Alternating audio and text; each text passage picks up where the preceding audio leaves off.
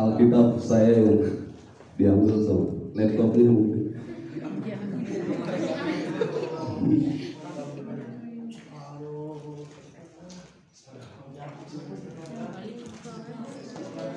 Nah sebenarnya saya bukan bos ya, cuma saya melihat bahwa teman-teman ini mencintai saya dengan cara yang berlebihan. Tapi inilah candaan kami ketika kami ada di adulang belakang. Oke. Nah, pembacaan kita pada pagi hari ini terambil dalam 2 Korintus 12 ayat 7 sampai dengan ayatnya yang ke-10.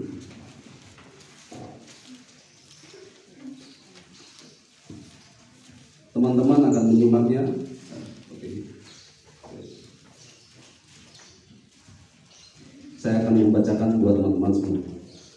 Dan supaya aku jangan meninggikan diri karena penyataan-penyataan yang luar biasa itu, maka aku diberi suatu duri di dalam dagingku, yaitu seorang utusan iblis untuk menggocok aku, supaya aku jangan meninggikan diri.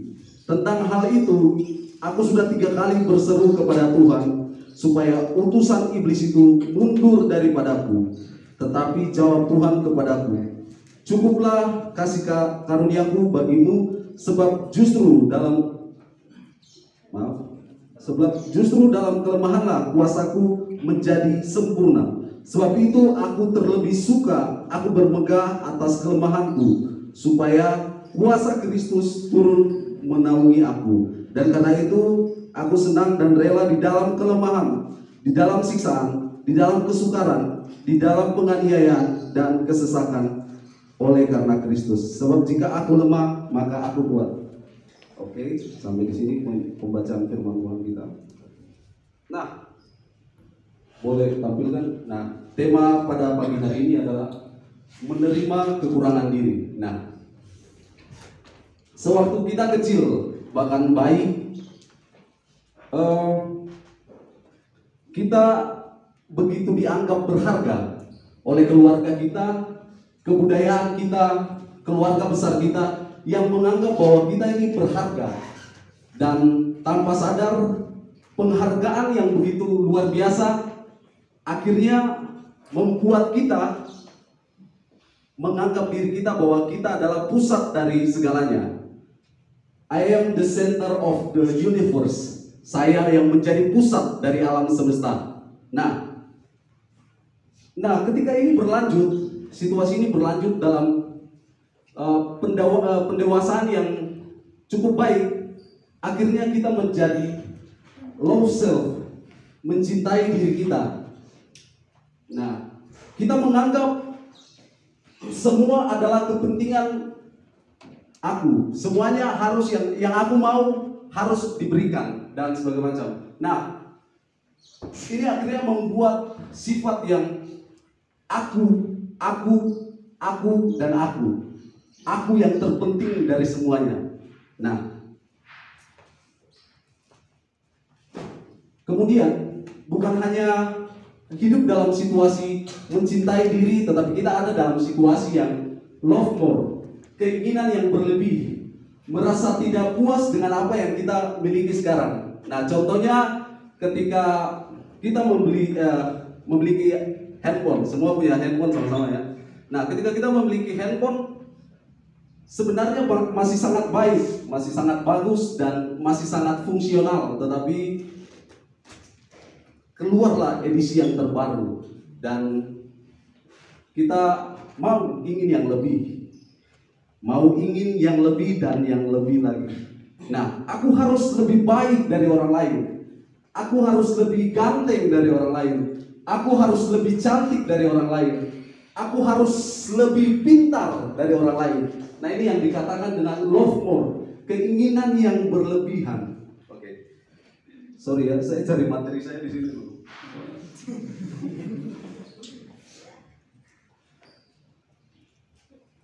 Oke. Nah, ini ketika seseorang hanya bertumbuh di dalam 2 situasi ini, low self dan love more, dia akan bertumbuh dengan memusatkannya semuanya kepada dirinya. Saya yang terpenting, saya yang harus yang menjadi yang utama. Nah, oke. Nah, tetapi situasi berubah ketika kita mengalami dua situasi yang tadi, love self dan love more, keinginan yang berlebihan. Ternyata kita juga tumbuh di dalam situasi yang berbeda. Situasi yang melihat bahwa diri kita ternyata buruk. Ketika adik kita lahir, yang tadinya pusatnya kepada diri kita sendiri, mulai bergeser kepada adik yang lahir itu. Dan kemudian kita masuk lagi ke kelas. Ketika kita masuk di kelas, ya ternyata I'm not the only one. Aku bukan yang menjadi satu-satunya. Ada orang yang lebih pintar dari kita. Ternyata ada orang yang lebih ganteng dari kita. Atau ternyata ada orang yang lebih cantik dan lebih baik dari saya. Nah, bagaimana kita melihat situasi hal ini? Nah, ketika kita masuk di dalam kelas kita masuk ke dalam tempat yang lain, maka situasi-situasi ini terus mengganggu kita, menusuk hati kita. Ternyata ada yang lebih daripada diri kita, dan yang muncul ada 3 hal, teman-teman. Pertama, rasa malu. Sabar, di rasa malunya dulu. Oke. Nah, rasa malu adalah ketika kita melihat bahwa ketika kita melakukan satu kesalahan, terus orang mulai menertawakan kita, orang mulai mempermalukan kita. Nah, yang kedua adalah rasa bersalah. Ketika kita mengalami rasa bersalah ini, orang mempersalahkan kita dan kita mengatakan bahwa iya, memang saya bersalah. Iya, memang apa yang mereka katakan itu betul. Itu betul, aku memang bersalah. Dan hal itu terus-menerus menumpuk di dalam pikiran kita. Akhirnya kita merasa bahwa iya, aku bersalah. Dan yang ketiga, rasa marah. Ketika kita melihat diri kita, terus muncul rasa marah, dan kenapa aku tidak sebaik dia? Kenapa aku tidak seganteng dia? Kenapa sih aku tidak sepintar dia? Kita marah dengan diri kita dan kita berkata, kenapa tubuh saya seperti ini? Kenapa kulit saya berbeda? Dan kita mulai memarahi diri kita. Nah, teman-teman, apa yang harus kita lakukan dalam situasi yang semacam ini? Nah, kita harus kembali kepada firman Tuhan. Kita akan lihat dalam kesaksian Rasul Paulus. Mari kita lihat sama-sama, teman-teman.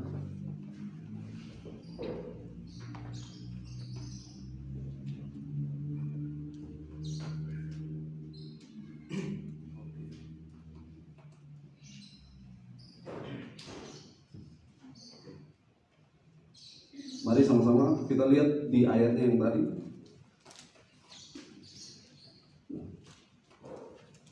Nah,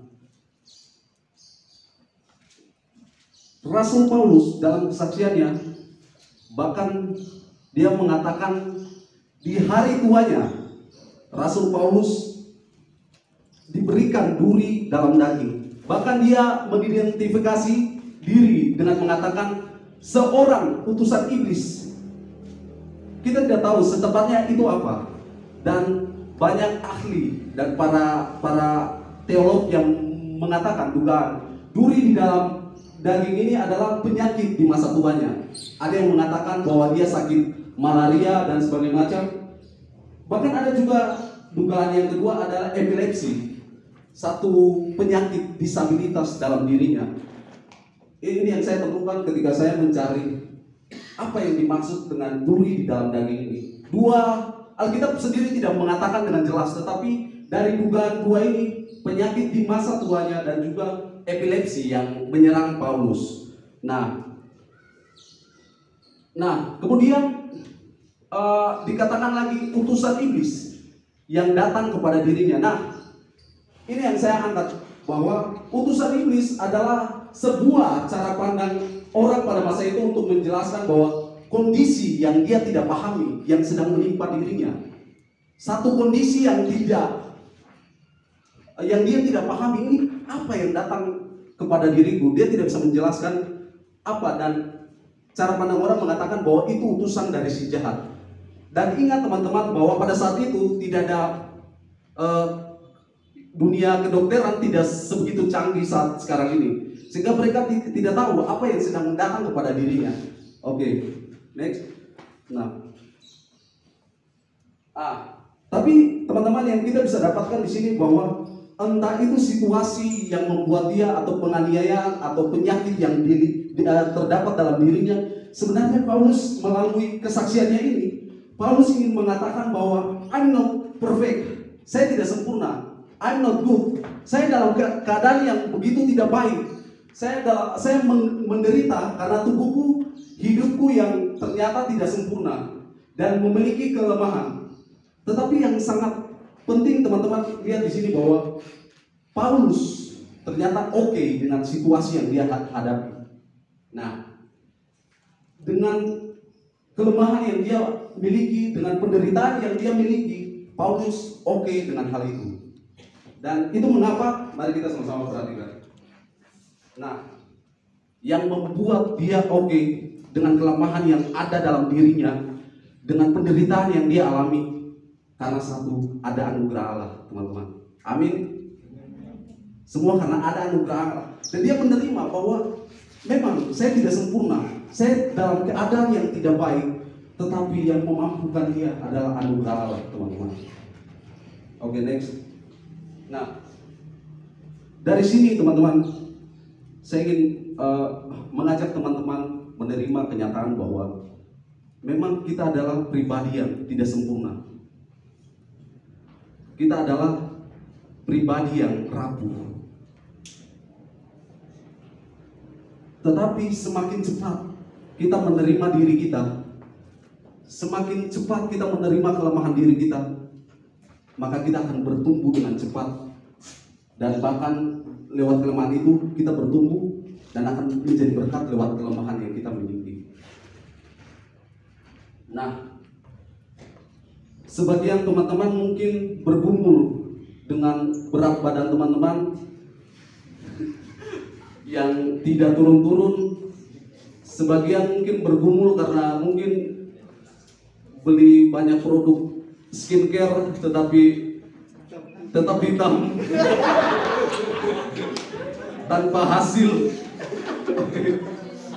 Nah, mungkin ada yang bergumul dengan kenapa hidung tidak mancung dan sebagainya macam, rambut tidak bisa lurus, sisir ke sini malah miring ke sana. Nah, teman-teman, bukan hanya tubuh kita, tetapi mental kita juga, teman-teman. Mental ya. Tidak, memang aksen orang-orang timur itu kadang kecepatan itu. Saking cepatnya ya bisa double arti. Jadi begini teman-teman, bukan hanya tubuh kita, tetapi juga mental kita. Kita harus mengakui bahwa kita juga mudah terluka. Kita mudah tersakiti. Kita mudah sekali merasa dikecewakan. Dan kita harus terima itu, bahwa memang kita pribadi yang rapuh. Kita pribadi yang lemah. Kita harus terima ketidaksempurnaan ini, teman-teman. Nah, saya ingin mengatakan begini teman-teman, terimalah dirimu sebagaimana yang Tuhan telah berikan kepadamu. Amin teman-teman. Amin. Oke. Yang kedua, kasih Allah membungkus kita di tengah, di luar dan di samping, di dalam, di atas dan di bawah kelemahan kita. Kasih Allah merangkul kita teman-teman. Kasih Allah membungkus kita, dan seolah-olah Allah ingin mengatakan bahwa engkau aku sayangi, engkau aku cintai. Allah bahkan tidak terlalu peduli dengan kelemahan kita, tapi dia lebih peduli dengan kasihnya yang dia berikan kepada teman-teman. Amin. Amin. Amin. Nah, Allah begitu peduli dengan kasihnya. Nah, yang ketiga, mari kita rayakan ketidaksempurnaan yang kita miliki teman-teman. Hanya ketika kita menerima ketidaksempurnaan yang kita miliki, kemudian kita bersyukur atas kasih Allah, bersyukur dengan ketidaksempurnaan yang kita miliki, kemudian kita akan dimampukan untuk merayakan kehidupan kita. Amin teman-teman. Nah, bagaimana merayakan hidup yang tidak sempurna ini? Itu berarti bahwa kita mengatakan atau kita tidak mau didefinisikan oleh orang lain, teman-teman. Ada yang mengatakan kamu bodoh, ada yang mengatakan kamu tidak pintar, sama aja sebenarnya sih. Ada yang mengatakan bahwa kok kamu gendut dan sebagainya macam, kok kamu seperti ini dan sebagainya macam. Jangan biarkan, kita seringkali dibully. Jangan biarkan para bully itu mendefinisikan siapa kita. Sebab yang berhak untuk mendefinisikan siapa kita adalah Allah sendiri. Amin. Ini yang harus perlu kita garis bawahi, teman-teman. Kita bergumul dengan kelemahan yang terlihat mungkin, atau mungkin kelemahan kita yang tidak terlihat. Tapi jangan biarkan orang lain mendefinisikan siapa kamu. Biarlah Tuhan yang mendefinisikan siapa kamu. Amin, teman-teman. Oke. Nah, kasih Allah ini yang membungkus kita merayakan ketidaksempurnaan. Nah, ini kita dapat rangkum di dalam ucapan Paulus di ayat yang ke-9. Teman-teman lihat. Ketika Tuhan berkata kepada dia, "Cukuplah kasih karuniaku bagimu, sebab justru di dalam kelemahanlah kuasaku menjadi sempurna." Kita orang-orang percaya dibawa untuk mengakui bahwa memang kita tidak sempurna dan kita memang tidak begitu, kita rapuh, teman-teman.